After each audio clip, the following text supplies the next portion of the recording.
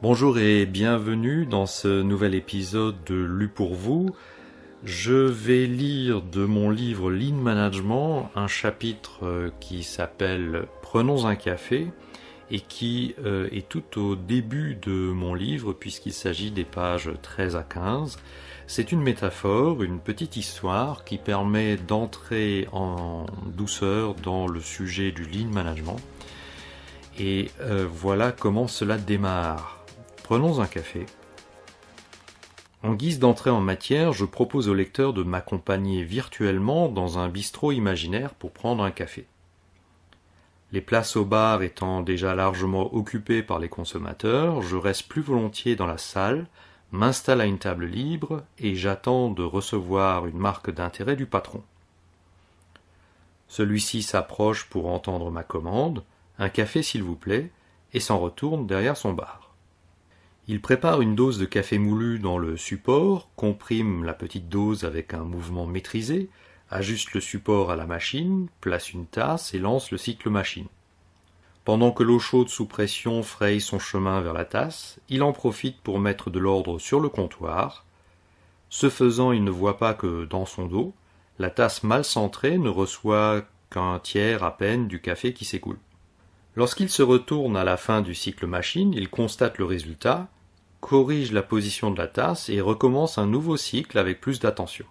Lorsque le café est bien passé dans la tasse, il place celle-ci sur une soucoupe, y adjoint 2 dosettes de sucre en poudre et une cuillère, puis se met en route pour me porter le tout. Le patron s'arrête à mi-chemin auprès d'une ravissante cliente, lui glisse une plaisanterie qui, visiblement, amuse davantage son auteur que celle-ci, et riant de sa propre blague, secoue légèrement la tasse. Lorsque celle-ci finit par m'arriver, un peu de café s'est répandu dans la soucoupe, en mouillant au passage les dosettes de sucre. La plupart des observateurs de cette séquence n'y verront qu'une scène banale, commune à une multitude de bistrots. Les initiés du Lean y voient un processus très simple, entaché de dysfonctionnement et de gaspillage. Revisionnons la scène avec un regard Lean et quelques commentaires. Le client commande « un café s'il vous plaît ». La partie réellement utile de ce message est la quantité et la nature du breuvage commandé. Ces deux informations suffisent au patron pour comprendre le besoin de son client. Il en déduit une série de besoins implicites et non exprimés, mais que l'usage a en quelque sorte standardisé. Servir dans une tasse, adjoindre du sucre, etc. En fait, mon attente de client exprimée de manière complète serait la suivante.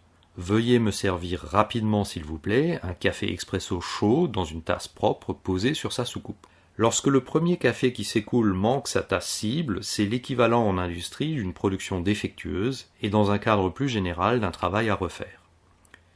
Tout comme dans l'industrie, une pièce défectueuse est impropre à la vente et nécessite d'être remplacée par une autre. Sachant que les matières premières, le café moulu et l'eau chaude du premier café sont irrémédiablement gaspillées, tout comme l'énergie et le temps de cycle de la machine, ainsi que les gestes et le temps passé du patron. Les mêmes ressources et dépenses sont à nouveau requises pour enfin servir un café au client. La dépense de toutes les ressources nécessaires est doublée. D'évidence, le client n'acceptera de payer que pour le seul café qu'il consomme, n'ayant aucune responsabilité quant à la maladresse du patron. Par extension et de manière générale, on considère que toute non-qualité entraîne un doublement des coûts pour une vente, qui, elle, demeure unitaire. Le patron ajoute 2 dosettes de sucre. L'aurait-il demandé, je lui aurais dit que je bois mon café sans sucre. Au lieu de servir un assortiment standard, il aurait ainsi pu personnaliser ma commande en économisant 2 dosettes qui, rappelez-vous, sont mouillées et donc inutilisables pour un autre client, les gestes pour prendre et placer les dosettes, la cuillère qu'il faudra quand même laver quand bien même elle n'a pas servi. L'arrêt plaisanterie auprès de la cliente est quelque peu irritant à mes yeux de client car mon désir de café est intense, le café désiré rapidement et chaud est en train de refroidir. En tant que client, je me sens plus au centre de l'attention de mon fournisseur qui visiblement privilégie une cliente. Finalement, le produit livré n'est pas tout à fait conforme à mes attentes, notamment en matière de propreté de tasse et l'aspect des dosettes de sucre souillé de café.